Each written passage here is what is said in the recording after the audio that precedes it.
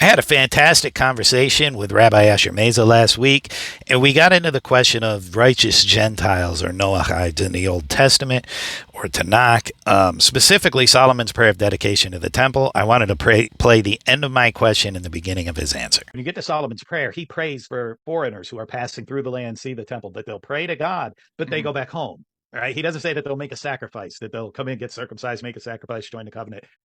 He seems to see there being a separate plan for foreigners who will continue on as foreigners living in their land, but they will be worshiping the God of Israel. Do you read it that way? No, I don't read it that way. And I'll tell you, I I don't follow with the majority in this. I think that the idea of foreigners, when it's mentioned in Tanakh primarily, is people in the covenant who are outside of the land of Israel. So he's of the view that these people that Solomon is discussing are people who are already under the covenant and they just live in a foreign land. But if we go to the prayer of dedication, which you will find in 1 Kings chapter 8, starting in verse 41, where we're going to look, it says, "Likewise, when a foreigner who is not of your people Israel," this does not seem to be speaking of people who are under the covenant. They are foreigners and they are not of your covenant people Israel, right?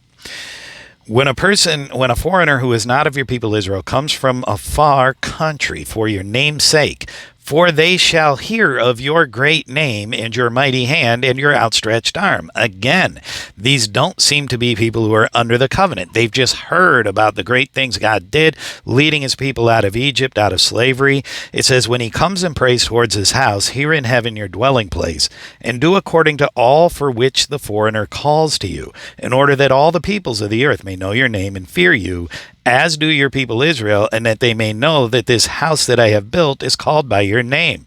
But this person who seems to be a foreigner who's not under the covenant doesn't seem to be converting. It doesn't say he'll get circumcised and he'll perform a sacrifice and he'll follow all your laws. Instead, it seems like he's saying this person will learn about you and go back home and tell others about you, and then the whole world will know about God.